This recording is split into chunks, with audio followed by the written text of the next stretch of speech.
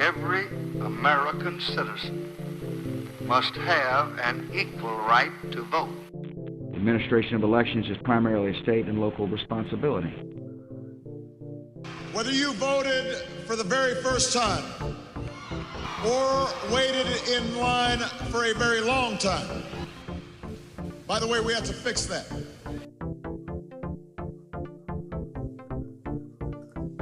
Welcome to High Turnout, Wide Margins. This is Brianna Lennon. I'm the county clerk in Boone County, Missouri, and with me is my co-host, Eric Fay, Director of Elections in St. Louis County. And today we are really excited to have Neal Kelley from Orange County, California, and he's going to be talking to us about all things California. So first, thanks for being here. We really appreciate it. Yeah, happy to do it. Thanks for inviting me. So how did you get your start in elections? How did you end up in this space? Very bizarre story. So a long time ago in the mid 80s, I was a police officer here in California, and I was looking for ways to get out of that profession very quickly, even though I was in it for 4 years. And I ended up buying into a very small company. At the time I was getting married, and that was in 1989. And I grew that company over 15, 16 years into a multi-store chain, kind of like Ritz Camera. If you remember back in the day when 1 Hour Photo was around and, commercial photo labs, I was in that business and retail photo, and ended up with quite a few employees. And I sold that company in 99, 2000 to Wolf Camera, which was a national firm. And I thought, I was going to be on easy street. My kids were young and I could take time off, and I learned how to fly, which I did, got my pilot's license. And before I had sold my company, I got my MBA at USC, did a lot of different things, ran for public office. And then about a year and a half later, the company filed bankruptcy. And that was when digital was making this transition. And here suddenly I was in a job market that I hadn't been in for 18 years, 17 years. And to make a long story short, Orange County had launched their voting system after HAVA in 2004 and had a lot of problems. And so the county was looking for someone from the outside to come in at a deputy level to help right size and stabilize the organization. And I, through circumstance, ended up applying for that job. 3.5, 4 months later, I was hired and came in with this sort of wealth of experience that the county needed at the time, and never would have thought I'd be in elections. I mean, if you had asked me a year and a half before that, would you be in I just think it was crazy. And about a year after I joined, maybe less than a year, my predecessor was removed from office for ethics violations and lots of other issues. And there I was. And so here I am now, 18 years later in this job. It's just been crazy. This whole ride has been crazy. So if you could go back in time and advise yourself on what to do 18, 20 years ago, would you suggest to yourself to get in the elections business? Not at the time. I remember going home, I think a day or two after I had joined the department, and I told my wife, I said, what the hell did I do?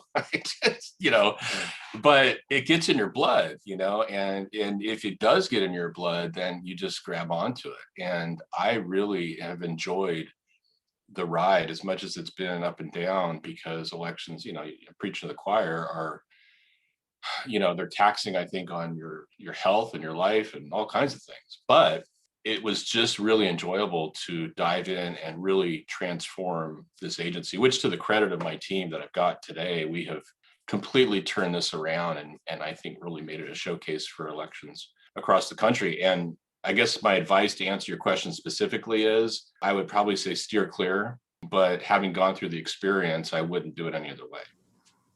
As you've been in this position for so long, and you started with the first transition into HAVA, what were some of the things that you made intentional changes on to kind of reform and make it a better place? Well, the first thing was to provide stability and organization to an operation that was lacking leadership and just all kinds of issues. So the first was sort of an internal look and review and reconfiguration. And then the next was, which was just so strange, right? After the county made this jump very quickly into electronic voting without a paper trail, suddenly now you had people that were fighting against, the electronic system. And so I had to rebuild relationships with our community. I had to rebuild relationships with advocacy groups. and go down that path of just starting over. And so it was really a wholesale change. I mean, it's hard to tell you exactly like these are the specific things. Although I have put that in a report I can send you, but it was just a number of different things: logistics, communication, just transforming the way we hired people, transforming the way we recruited volunteers, just top to bottom, tore it apart. And then as I started getting into this, I realized that the voter experience was something that was not being focused on. And that was really missing in this equation. I mean, it was like we were setting up this giant, horrible DMV every time we took people to go vote. And it was not what I wanted. I came from a customer service, experience background. And so that took years, by the way, to kind of transform that. I love that analogy about the DMV. I have had and have a very similar feeling about the voter experience. And, you plan for months and months, as you know, and then you put kind of the whole election in the hands of these essentially volunteers. And the experience can be very disparate across your jurisdiction as to what happens. And you hope for the best. Exactly. So what have you done in Orange County to deal with that? I mean, obviously state law is one thing. California has done some things in state law. A lot more people voting by mail now, obviously. But I guess more specifically, again, your jurisdiction, what have you done in that regard? Well, I'll tell you very specifically, I was president of our statewide association in 2014. And keep in mind, that was 10 years after I started here. So I was still managing this electronic system that was aging and falling apart. And I was, working at the federal and state level, trying to make sure that we could keep Band-Aids at hope on that system to keep it running. But I realized that this was not the way we should be operating. And I was in Sacramento at the time. And then State Senator Alex Padilla was running for Secretary of State in California. And he pulled me aside as the president of our association. He said, "What's the one thing that's driving you nuts?" And I said, "The voter experience. We have got to fix that." And he said, "Interesting, because that's on my mind as well. And I want to talk to you about the Colorado model, which is the vote center model." And he was elected Secretary of State. And we just started hitting the ground running on working on what can we do to transform this? And we did everything from visit Colorado and toured vote centers with the governor of Colorado to working with our governor here in California, Jerry Brown at the time, and state senators. And make a long story short, worked on this vote center model that does three things, basically. It gets every voter in that county that's doing vote centers a vote by mail ballot. It allows them to vote at any location, and it extends the voting period from 1 day to an 11-day window. And really what you're doing is transforming this experience of, like you just pointed out, this kind of nightmare sometimes of hoping it all works, to this professionalized, I call it like a franchise style operation, because everything is the same. The voter, if they go to a vote center in Anaheim or they go to Laguna Beach, they're going to get the exact same experience. And we got rid of our volunteer program. I love our volunteers, but we went to a hiring program, and we now hire people for about a 3-week window versus, a day. They train for 4.5 days instead of 3 hours. I completely got rid of old technology and brought in new systems to be able to do everything from printing ballots to mailing ballots to receiving ballots. We do it end to end, full service. That platform can handle all 1.8 million registered voters if we had to go all vote by mail at any time. So it was transformative. I mean, and answer your question, that, by the way, took from 14 to I just launched a new voting system with vote centers for the first time in the March primary in 2020. So that took 6 years to build out. We're the only California county that does everything end to end. And we're only one of 15 counties in California that currently has the vote center model. I get your office's emails, I follow you on social media, and it's just fascinating to me. And I think I even asked you in person about it once, that, you control all the printing of your ballots, the mailing, everything. And so many, it seems like the trend there is outsourcing. So one, what led you to go in that direction, hearing that no other county in California does it? And two, would you suggest it for other jurisdictions of varying sizes, or do you have to have the kind of scale that you might have in your relatively large county?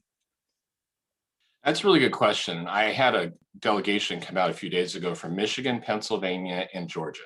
And they wanted to tour offices and ask the exact same question, Eric, that you just asked. And that is, is it scalable up or down? And absolutely it is. I mean, the principles are there for control and for how we run the quality control system. It really is. But I will tell you that how I got into it was in 07, 08. I was outsourcing to a vendor and was getting constant issues, wrong precinct, wrong ballot type, all kinds of problems. And, the vendor doesn't answer to it, the counties answer to it. And so I just finally, I was looking at other vendors, and I finally said, why don't we do this in-house? Now, here's one advantage we had. The county, and you guys may have this in your counties, the county had their own print shop, which print, business cards and traffic citations and those kinds of things. So I partnered with them. It was under another agency to figure out how can we get you certified so that we can print ballots and we can control that process. And we did that and got state certified, went down this path ended up being the largest customer for that print shop. And that, by the way, you're thanked for things that you do right in the different way. And that is, my board said, hey, you print ballots, why don't you take over that shop? And so now we are in the print business in addition to running elections, which is kind of bizarre. But I've recently invested about $5 million more into that operation and increased the technology. We now have one of the largest web inkjet print systems in Southern California. And so that end-to-end solution allows that full control. Now, would I recommend it to other jurisdictions? If you want that control and the ability to manage your quality and to get ahead of other printers and to get your your deadline set, absolutely, I would recommend it. But the years lost on our lives, I don't know if it's worth it because, it took several years to build that out. I mean, it just didn't happen overnight. One of the things that I'm always curious about is how other states manage their voter registrations. And with California being so large and your jurisdiction being such a big portion of it, are you managing your own system, or is it still integrated in with the states, or how does that work? Because, occasionally you hear those things where, well, California never takes anybody off their rolls and all of that. If you're doing a vote by mail system, it obviously has to be a pretty tight process with voter registration updates. How does that work? One of the things to get to the politics of moving to vote centers, and I had an all Republican board at the time, they were asking those very questions. How are you going to ensure us that we're going to have clean rolls and we're not just sending a ballot, out to everybody that shouldn't be getting one? And so I embarked on a third-party data system. Now we're a bottom-up state, so the counties still input the data. We still sort of manage that process, but then we input it into a statewide system, and then the state manages that. But the state only does the minimal amount of voter list maintenance, like NCOA and some other things like that. And so I went and partnered with a company called Experian, which I'm sure you've heard of, which is a crediting rating system. And they provide data back to me on moves for people that have applied for apartments or have applied for mortgages. And so I'm able to update our records in ways that the state is not. And that has enabled us to reduce our undeliverable rate far below our neighboring counties, which that's one metric you can certainly measure, right? Are we hitting the right addresses? Now, that being said, with a statewide system, and I don't know how it is in Missouri, but when you lock the ballot file, you still have all this stuff churning in the background. And so you're mailing out ballots and you may have duplicates that are in that file. And then those, people get 3 ballots, for instance, because the dupe hasn't been, merged yet. The optics of that are not good. And so that's something we struggle with, but we have been able to do these other things that have improved our roles. I've heard you mention a thing about using the credit agencies before, but I bet most election administrators don't know about that. Can you talk more about that? I mean, like, what does it cost? I mean, obviously it's very effective, it sounds like, for you. How'd you find out about it? It is. And when I was in the private sector and I would do marketing mailings, we used Experian all the time and other companies like that to be able to really drill down and do micro-targeting before micro-targeting was a thing. And so that's where I knew about it. And the way we do it is we send all of our data voter file to Experian. They scrub it. They send back hits on moves that we have not picked up on. And we only pay for the data where we have hits, and it's about 12 cents a voter. And I will tell you that, just as an example, we do it before every major election. We budget about $25,000 to run this data file. And we end up saving in many cases, $60, $70, $80,000 because we're not mailing out ballots to people where they shouldn't be going. We ended up canceling in this last cycle in 2020 about 25,000 voters that had moved out of Orange County, but we didn't pick up on NCOA, we didn't pick up on any other system, and we were able to cancel those voters because they moved out of state. And here's the other problem too. California's not in ERIC, even though we've tried to get, some of my colleagues and I have tried to get us into ERIC. And so I don't have some of that cross data ability from people moving to Arizona or Oregon, states that surround us. So it's been really helpful. The one thing I do want to add, people always hear Experian and credit and they freak out. I get less data back from them than I sell to political campaigns for voter data. So they're not getting social, they're not getting driver's license, they're only getting name and address. And I had to have a change in the law in California to allow us to even use it. Well, that's another interesting question to me. Is it sounds like your state association in California has a certain amount of influence there. I mean, that may not be the case in every state. Has there been anything in specific that you all in California has done as an association to have influence in what happens in Sacramento? Yeah, I think so. I mean, our association does have a good relationship in many cases with the legislature. They listen to us. They do inquire, for us, and we're at the table on a lot of these things. We've done things related to, especially in COVID, and how voting was going to look for voters in California in the fall. We started those conversations back in April and May with the leadership and the governor's office. And so we have had our hand in that. There certainly have been times that we have had bills shoved down our throat like everybody else. And, we adapt and we move forward. But I do think we have that good relationship. Those are my main questions. Now my questions are more like one thing that's burning in my mind. What was the deal with those ballot drop boxes that political parties put up? How did that end up? For people that are listening, might not know what that was. I was minding my own business on a Sunday, working at home on my computer, and I got a tweet from somebody that had their ballot in front of a filing cabinet, and it was a piece of paper that was taped to it and said "official ballot drop box." And then the world exploded. I mean, I started getting inquiries on international press. It just went nuts. What was happening is the state GOP was setting up these unofficial ballot drop boxes, but they called them official.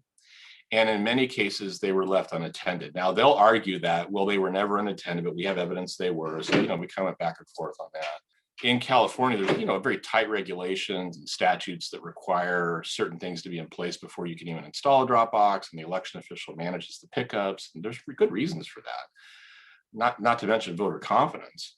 But we were able to negotiate with the GOP to say, look, you can't call them unofficial. You can't leave them unmanned. That was the main concern. And after that, I was satisfied that it was solved, and we were able to get the ballots back, and we were able to solve those problems. Now, the state continued an investigation and ultimately didn't do anything with it. The Attorney General and the Secretary of State continued forward with an investigation, but I think it ended up fine. It was more political dust up, I think, overall. But those are the kinds of things, right? I mean, as election officials, we sit back and we go, okay, everything's going good, and this is not good, right? Because you're just waiting for something to hit. In Missouri, you can only bring back a ballot if you are related within the second degree, or if you're bringing it back yourself. I'm just trying to imagine what would have happened here if anybody had said, don't worry, I'll just collect your ballot for you, because they can't. Is that something, can you do that in California? You can just take anybody's ballot and bring it. Is that a routine thing where you're used to having just boxes of ballots dropped off by other people? Yeah, it was a couple of years ago that bill was introduced, and I was still the president of our association, and I went through the roof because I was trying to get vote centers passed, and the optics of unlimited ballot collection or ballot harvesting just was not good. And I lost that battle because the bill was passed and signed by the governor. It used to be exactly like Missouri. You had to be there had to be a relationship for you to collect a ballot. You had to be a sister, brother, roommate, whatever. And then they opened it wide up and said it can be anybody and it can be unlimited, which means I could knock on your door as a stranger, take your ballot from you, and off I go. And that just caused such a flare up because we're in a democratically controlled legislature. The Republicans went through the roof. Ballot harvesting became the central issue when Orange County flipped from red to blue. It's just been troubling. I mean, to answer your question, it's a problem to manage, and I'll tell you why. On the envelope, you're supposed to write your name as a collector and what your relationship is. Now, if you're just a collector, that's the relationship. But the law says you should do this, but if you don't, the election official can't reject the ballot. So it's this like crazy window where we have maybe 20% that fill that in, 30%. And so I can't collect data on who these people are. We get people that put, 200 ballots into a Dropbox. That's the law. It's allowed. It's not my favorite law. I've been on public record saying that many times. So I don't have a problem telling you that. So with that said, you've had a few years now of that occurring, that other than the problems you just described, have you noticed identical signatures on batches of ballots people have dropped off, that kind of thing? Some of the things that people are worried about when these ideas come up. Yeah, we in the November election, we had a record 1.3 million people use the ballots they received through the mail. And while we saw some small issues and we worked with our district attorney on it, we did not see systemic or widespread issues. And I don't use software to do signature matching. It's all done by humans. Many times, if ballots come in together, they're able to have them four up on a screen. And so you're kind of, matching. You might see similar handwriting, is I guess what I'm saying to you. And we just didn't see it in widespread issues. Now, I think there's more attention focused on this in the media and social media than the realities of it are. I just don't think a lot of people are handing over their ballots, especially during COVID. People knocking on your door, and it's just, we didn't see it in really big numbers. It was more so when they had these kind of, you bring it somewhere, right? You go to the local GOP or whatever, and you deliver your ballot. That was more happening than people collecting them at homes. So you just said you had over 1 million folks return mail ballots last year, and you do your signature verification with humans. It's not, for lack of a better term, it's not automated. It's not a computer doing signature match. So how have you scaled that? That sounds amazing to me. Yeah, that operation has about 50 agents that are in it, and they handle the incoming mail, Dropbox, et cetera, on a daily basis. And we're able to get through that volume. Each operator does 4 up at a time, and it moves at a very quick pace. And I've got some pretty experienced folks that have been doing it for years. And we have 3 tiers. So if it gets bounced out of the first tier, it goes into a second review. And then if it gets bounced out of that, it's a final review for a non-match. And in California, the law changed to require us to outreach then to that voter and say, your signature didn't match, would you like to cure it? So there's a fail-safe to that, also, which is in place. Why did you choose to do it that way rather than buy some software program that did some, initial match, like I know some jurisdictions have done? Well, I guess my observation of that software was that you're losing the transparency. And I had worked so hard on building transparency in the agency here. I'm one of the few counties that allows challenges and allows people to come in and closely observe. I've built, I think, some good relationships on both sides of the aisle because of that. Now, if I went to a software program, suddenly now I'm saying, okay, 40% of the signatures you can't see because the software picked it up. And I think at the end of the day, that has been something that, again, both major parties have appreciated. And I'm not suggesting that software application has issues or problems. I mean, I think there's probably some good ones out there. I don't hold it against my colleagues that use it. We've asked a lot of people we've talked to about their 2020 experience and different things. And it sounds like you had 6-7 years to prepare for the Colorado method and vote centers and all of that. And it seems like then that should have meant that you had a fairly smooth experience with COVID. Was it like upheaval, or did you kind of feel like all the preparation you'd been doing otherwise fit really well into what you needed to do for COVID? You teed it up really nicely for me because I felt like the operation was flipped upside down in March when COVID really started to, gain legs. But all the work we had done prepping for vote centers and this infrastructure, and I hate to use this analogy, it was like we were preparing for a pandemic because it allowed voters to have these experiences where they didn't have to interact with human beings. We saw the usage of drop boxes go through the roof. Even our mail usage, despite what the president was saying, was high on both sides. We were able to really incorporate, and especially because we had increased the size, just going to vote centers from a polling place, to be able to have a good COVID footprint, to be able to distance our employees and voters. It just, knock on wood, it all went very well. And I give a lot of credit to the fact that we were able to get funding that Congress had allocated on the CARES Act, and we were able to get through the state. The timing just was, I wish I had that kind of luck in Vegas, because I never do, but the timing was really positive. So yeah, it was a good election for us. And we had record turnout. We had 90% turnout in Orange County, by the way, which was the highest turnout in the history of the county, with the exception of 1960. And in 1960, it was 90%. We had 89.3% this last election. And keep in mind, in 1960, there was 400,000 voters, and now we have 1.8 million.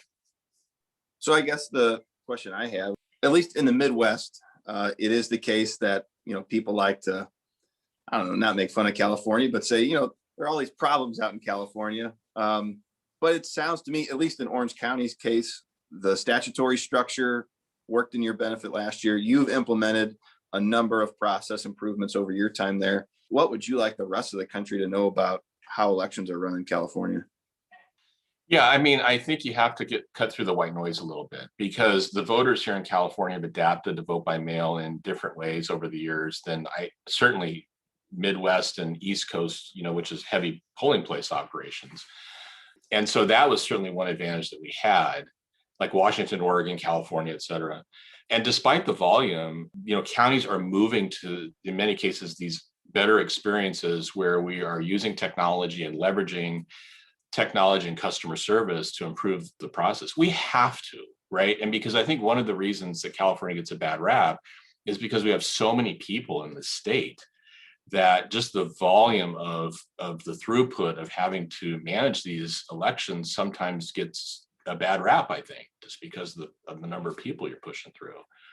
But the reality is that California elections, even despite what you might hear, are run pretty darn well overall. Now we all, it's a human endeavor. There are hiccups, but considering the volume, I think it's run pretty well. And I know you guys, I hear very good things about Missouri, and I hear good things about other Midwestern states. And I think, I heard more about some East Coast states that had issues because they were like, 95% polling place model, trying to transition to this vote by mail usage. That's tough in 6 years, let alone 3 or 4 months. That's crazy. What advice would you have for new clerks that are coming into a position and maybe are looking to make things more voter centric or just change the way that the office handles things? What advice would you have? Be resilient. Don't be discouraged. Look for funding in ways that are unique and creative. Leverage technology in different ways, and consider, you don't have to do everything end to end, but consider bringing or managing some pieces of that in-house. Because despite the challenges you might face, the benefit and the payoff are huge. And one of the things that we have done is measure voter data, voter confidence. We've seen voter confidence go up because the experience has improved. And if you improve the experience, you're going to get that byproduct and that benefit from that. And so there are advantages to it. I think, and it's in every industry, far too many times, I think some people come in and they say, look, I'm going to be a caretaker. I'm going to do the minimal here. And again, that can happen anywhere. But if you're a type A like me and you can be resilient, go for it. That's what I say. All right. A big thanks to Neal Kelley from Orange County, California, for being our guest today on the podcast. We hope you all enjoyed it, and we hope you tune into another episode of High Turnout, Wide Margins.